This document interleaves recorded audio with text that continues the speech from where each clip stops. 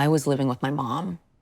She pretty much told me that she had thought he was like the devil. She told me she had seen like a vision and that she believed. A vision. Yeah, she had seen a vision that he was a black blob representing a demon. What did you say? Headless. Headless, oh no, bodiless and being dragged around.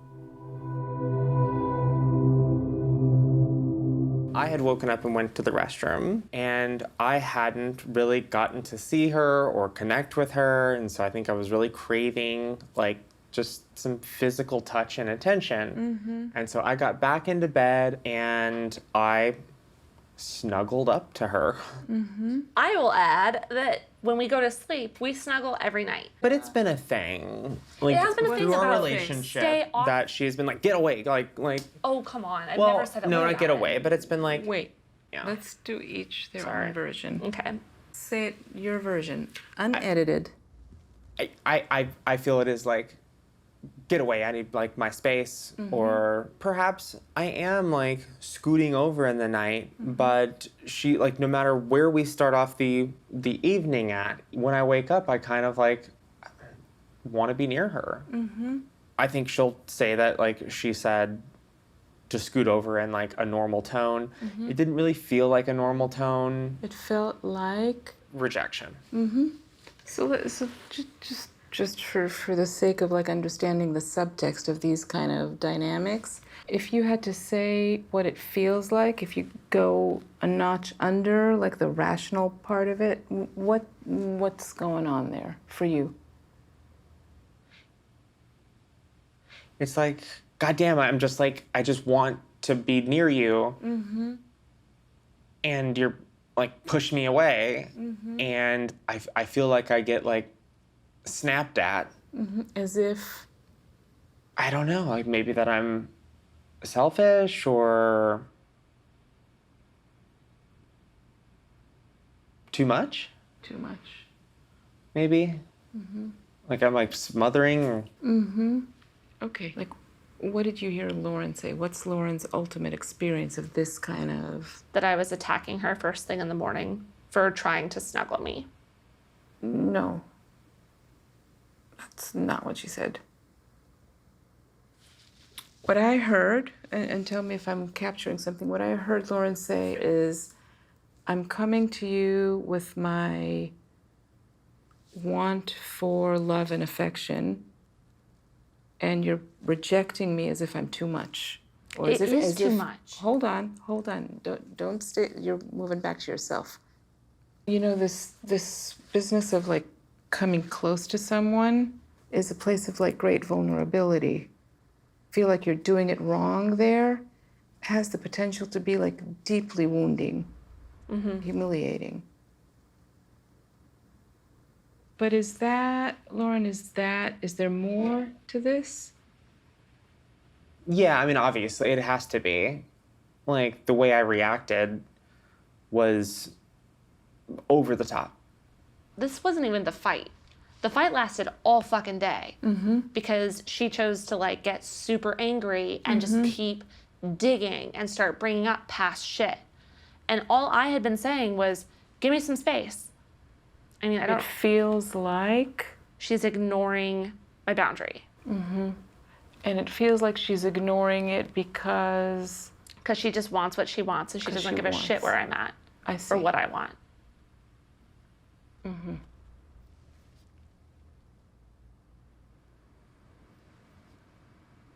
I mean, it's indicative of a bigger problem. Like, this is how a lot of things operate in our relationship. Meaning? There has been, like, this sense of entitlement in the past that has been, like, at the core of our problems. And Tell me about that. Lauren is the breadwinner in our family. In the very beginning, it was like I was her assistant because I didn't have, like, I was figuring my shit out job-wise. It's not like we had a conversation and I'm like, you're my assistant. No, I didn't say that. But that's how you treated me. But since you're not the one making money, then Then I should do be other doing- things. You should help. It was expected that like I was gonna get up every morning before her and make the coffee and give it to her. And when she came home from work, I was gonna have dinner on the table and like I was gonna do all the laundry and like that I was gonna be there to do everything. I don't think that's totally true. I think there was a bit of like I'm trying to help us survive and like By get this making new money. job and make money, and I needed help. We have struggled with this. I felt to an extent that, yes, if someone's going to sacrifice some time, it makes sense for the person who's not earning close to as much, like not even close to as, like who's not, in the grand scheme of things, wasn't keeping us afloat even in the slightest, that made sense. Well, there's not, I mean, you didn't invent that paradigm, right? That Right. money equals power and No. money equals some privilege in the relationship. And it is So- something that we have talked through, and I have worked on, and it has been Yeah. very, very, very hard to switch that mindset. In the past, I would say entitlement, yes. Today, I just feel like it kind of comes from a place of I don't know how to keep up.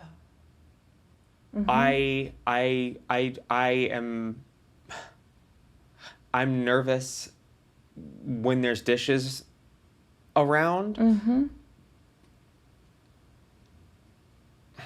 Because you don't want to do them. Can I ask a question? I mean, like, it's not because I don't want to do them. I don't mind doing the dishes. I just don't have that much time that often, and I don't know. And maybe you don't feel like it's your job because you're more of the breadwinner? Ding, ding, ding. If we're working, let me ask you this. If you and I are both working the same amount of hours, whose responsibility is it to clean the house and to make sure shit gets done? Ideally, we should both split it. When does that happen? Well, can I Not just that often. ask? I know it's not a PC question to ask, but, and does it matter how much money each person is bringing? I think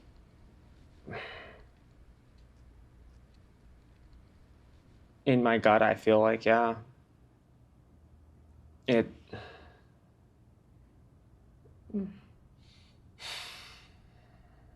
He has somewhere at some point disconnected from almost all emotions, because it's not just angry emotions. I feel like when I'm trying to connect with him being silly or overly happy, or it's always too much. He never taps in.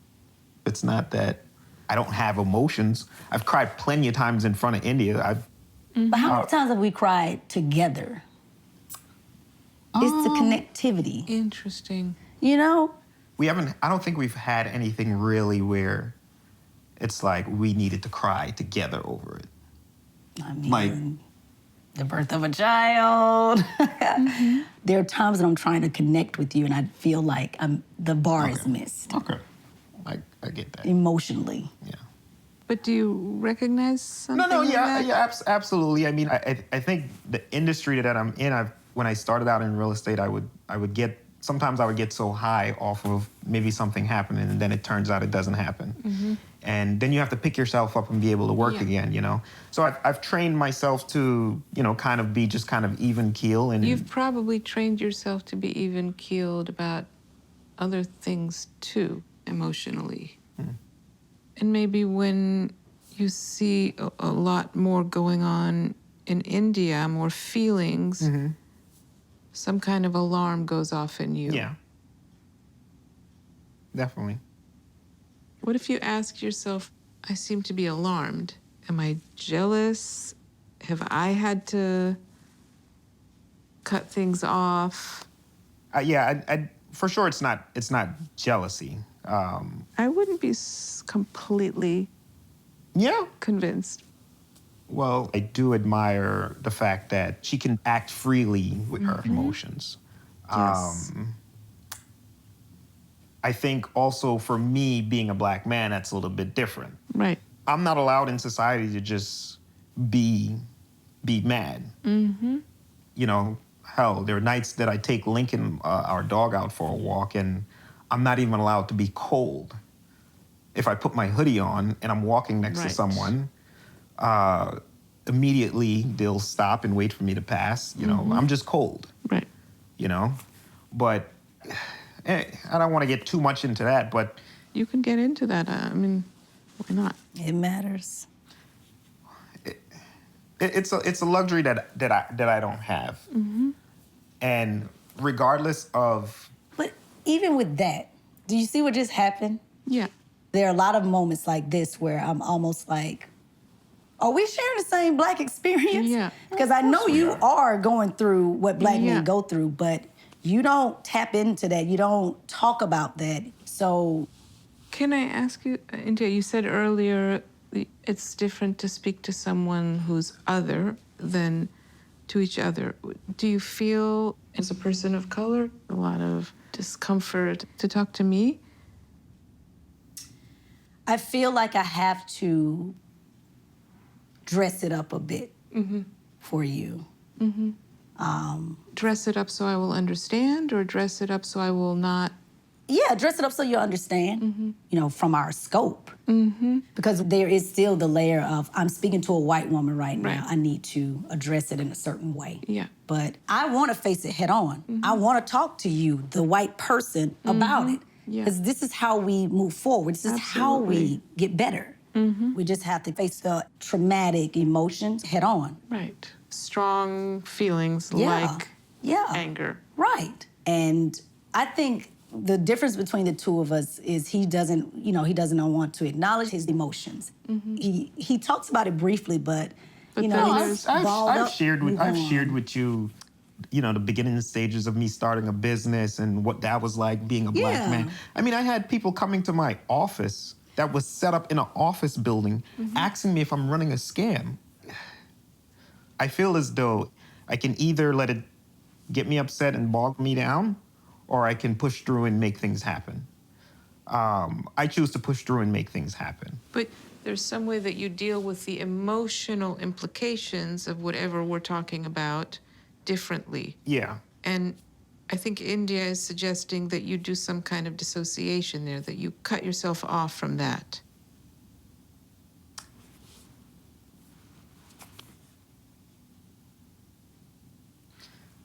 I'm always torn between that because it's like, you know, what am I supposed to do with that? You know? It's like I'm here trying to just make a living for myself. What am I supposed to do with that? Yeah. I'm sorry. Why are you sorry? Well, the way I see it sometimes is that even the acknowledgement is so taxing. So, I don't know. Sometimes I choose just not to give validation to it, and just. But I just want to understand. So when you allow yourself more contact with feelings, and you say, what am I supposed to do with this? What happens between the two of you? Is there somewhere for that to go between the two of you?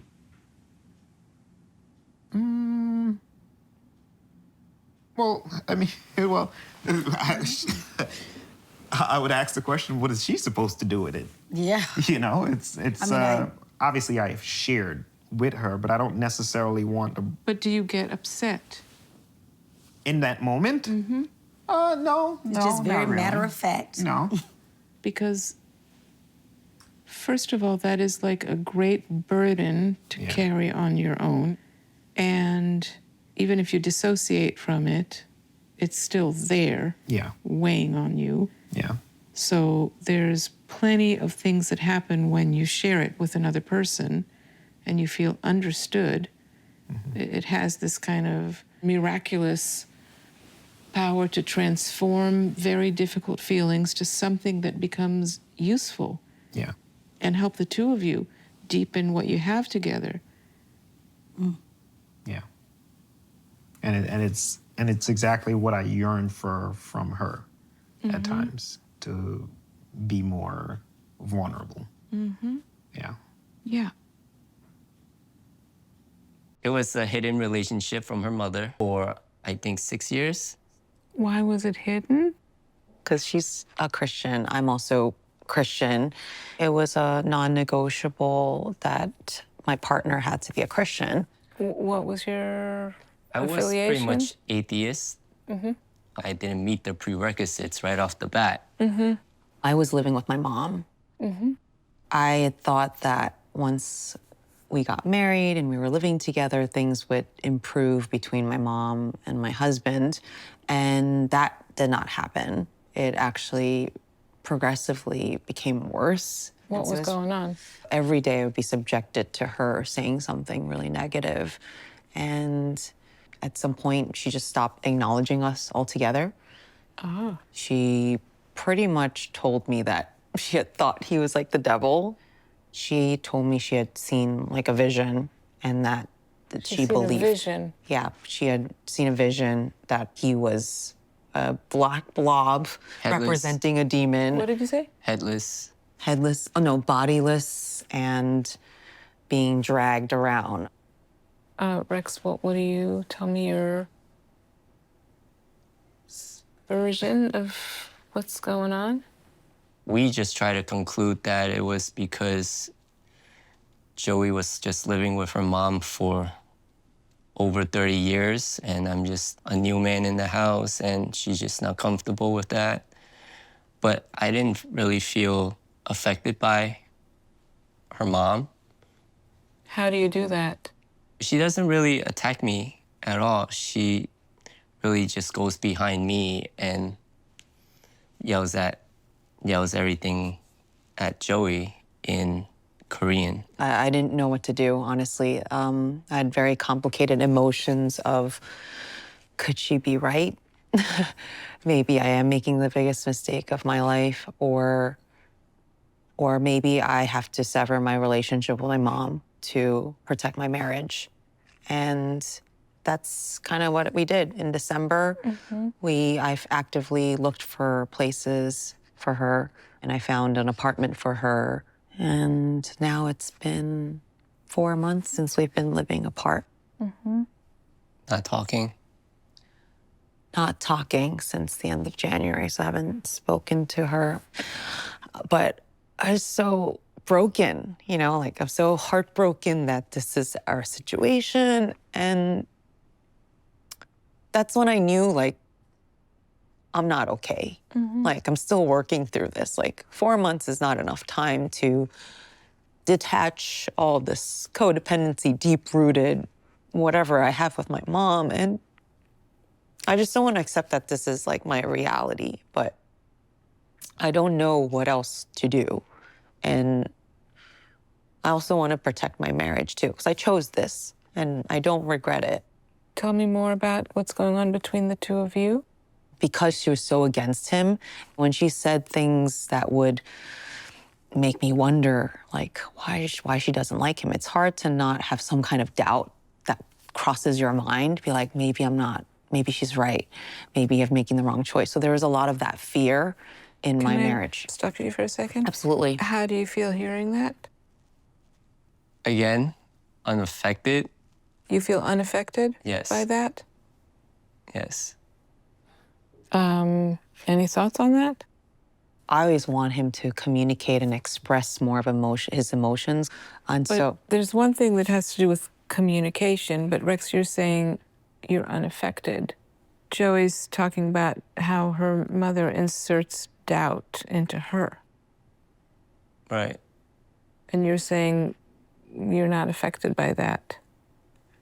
I'm just surprised.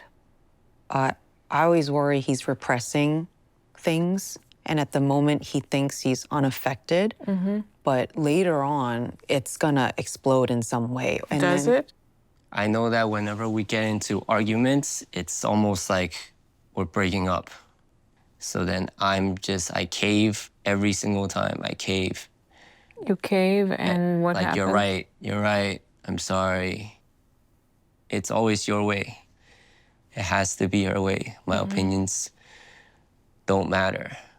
So we went to a bathhouse, and it was a very positive experience. We had a lot of fun.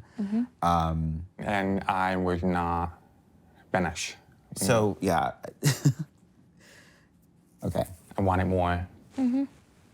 So we had been there for a little over 3 hours at this point. That's a long time. And for me personally, how much sex can you really have in one night, you know? But we had a moment of check-in, and I was just like, okay, we've been here for 3 hours. We said we were going to dinner. Do you think it's time for us to go home? And he didn't quite say yes and no. He just kind of looked upset. And it put me back in that place of feeling like the adult calling the shots again. By that point, he had shut down. He wasn't even listening. And I'm just like, what the fuck, Kyle? Like, what's going on? Like, I could tell that it was killing the mood of what we had just experienced, which was the euphoria of in this space. Suddenly, that's out the window. And I'm like, really, you're gonna shit on this right now? Like, we're here having a good time. Like, what's your problem? But then he was like, it wasn't enough. I didn't have enough. It wasn't enough. I wanted more. I could keep going. Just when I started having fun, you took this away from me because I haven't been able to have fun until tonight. And I'm like, what the hell have we been doing for the past 3 days? What's going on? And then it took a while, but eventually it came out of him where he starts expressing how the experience of being with our friends and being together in the house, he was missing the deaf component, the exchange of a deaf person's dialogue, the sign language, that all of that was missing. And I'm just like sitting here like, okay, I understand what your feelings are. They're completely valid.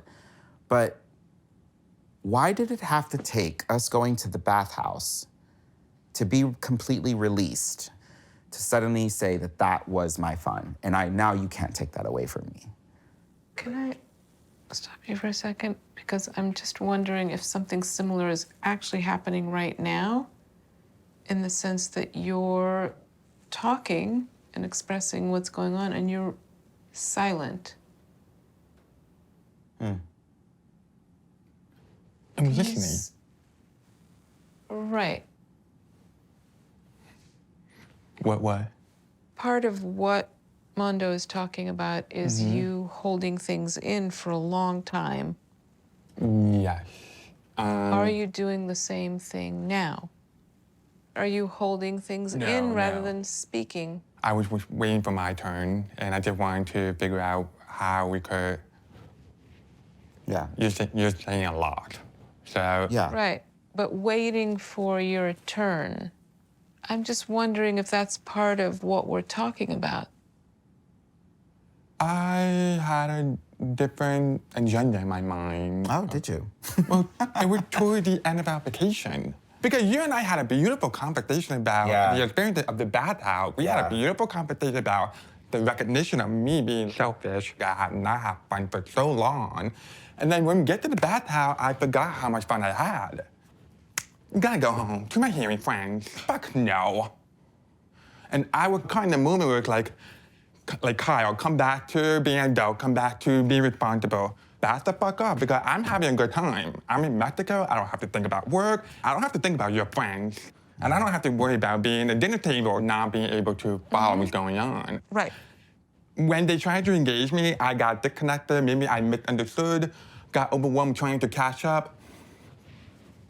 I give up. I'm just gonna people watch and not talk about anything. Damn, that feels good. Yeah, you had a lot to say while sitting here quietly. I was just waiting for the point where it was my turn so I can finally say something about it. Yeah.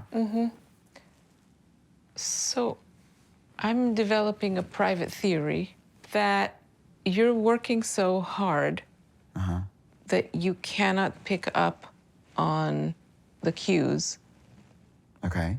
that Kyle is sending you. Yes, I can see my personality fit that. That, I can totally see it. And Kyle, you're like not sending enough cues to Mondo, to your partner. No. to say, hey, I'm in distress. Yeah.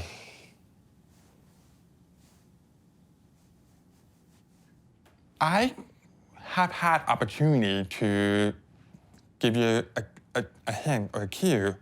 I'm feeling this way right now. What can I do? Why? What prevented me? And let's go back to the common theme of if I were to say what I need, would turn away and walk away. Right, you said that to me. It's the same theme. Just like my dad. Right. Yeah. Repeating a pattern. A little bit. I'm sorry? A little bit. So how are you two? Pretty good. Pretty good. I think we had a stressful morning, so just in-car fight, but we're okay. In-car fight. Yeah, just small, but we're okay. Yeah. But I do think that we're bouncing back from things better. Yeah. You know, we had an argument, a pretty big argument the other day, and I hadn't told her something about this thing, and she'd found out about it. It was like a breach of trust, and she was really angry at me. Do you want to talk about that? What happened? Yeah. Do you think it's useful? Yeah, like, I mean... Let's just talk about it, whatever. C'est la vie. I mean, I took in the mail the other day, and there was a tax return from FanDuel, which is a online sports gambling, and there was a large amount of money in the tax return as earnings. And I confronted him. I was like, "What is this? Have you been gambling?" And he said yes. And you didn't tell me about this, so obviously you knew that this was something you shouldn't be doing because you would have told me. Meaning it's risky for you. I mean, it's risky, It's risky for anyone, but because, it's you know, risky for he's you. in recovery Yeah. from Yeah. gambling, and it's like, what's going on? Like, I was just really angry, and I also felt like, you know, we've been doing all this work around trust, and like we've been coming here, and like, and you still didn't tell me, you know, like what is that about? And it's a few days before like our last session, like, you know, you've had plenty of opportunities to tell me you were doing this, and that I have to find out by opening a piece of mail that like, if I hadn't seen that, he never would have told me, and I never would have known. And he was very apologetic, but then sort of was like, well, your shopping addiction is the same thing. It became that comparison thing Yeah. that like I hate. Well, I mean, forget the comparisons. It never goes anywhere. No. But then he shifted a little bit, and he was like, started talking about, I guess, the place where he comes from that makes him want to do it. Yeah. Just to clarify all of that, because I think it needs to be clarified, like in the past with gambling, it was like addictive. Like I need to be playing, like I need to win, and then it's all gonna solve everything. And then I would do it, and I would go back. And this is like literally spending like $30 on Sundays to win $1 million tournament with 400,000 people in it, and I happen to come in 5th place. And so it's sort of like an alcoholic saying, I can have one drink. I know you're not really supposed to like go there, but it is very much that. And so for me, it has been that sort of like, that would solve everything, you know? Yeah. That, I understand, and that the two of you will keep talking about it and living with and having your relationship with that. For our purposes, I'm more interested in how the conversation goes on this. Right. I think I was surprised when we laid down the next night and talked about it. I was surprised at how she didn't say anything and she just listened. The ability to give me the room to do that was like, I was super grateful for that. And I feel like that's what I need. I mean, in many ways, I feel relieved that Catherine found that and that like we're just talking about it, because I don't know, I just think it's really healthy that like this stuff is out in the open and like. I mean, now we really don't have any secrets. Now it's done. I mean, there's nothing left. There's no more. Yeah. Is there? No. I'm just kidding. So, how are you leaving? How's this whole experience been for you? Really hard. Yeah, like, I mean, I think coming in, like, I knew that we just have been stuck in, like, these patterns, and I feel us, like, opening up out of those patterns, and, like, I think we've become much closer. Mm-hmm. I mean, I think we're both kind of like, what now? Like, how do we continue? Mm-hmm. I mean, it's a lot of things for me. I feel like it's just the beginning and like, okay, let's get started in a lot of ways. What did you say? What kind of therapy were you recommending for me? You need to get into psychoanalysis. That Psychoanalysis. is like That's gonna for happen. sure. I'm very. That you're getting a referral. I'm curious and excited about Yeah, that opportunity. you're gonna and love it. It's gonna be super interesting for you. Yeah. Yeah. I feel like the one thing that I'll walk away with is like being able to just be like, hey, I'm going through something hard. Can you give me a hug? Like, this is what's happening to me right now. And like, just that simplicity of like finding the words for what we need. Yeah, but it seems to me like you're both very good at hearing when the other person speaks from that place. Mm-hmm. You have plenty of goodwill to offer each other, plenty of real love. Mm-hmm. And like, that's so simple. Yeah, but it's big. But it's big. Yeah. Yeah. It's a very different way of living. Yeah, it is.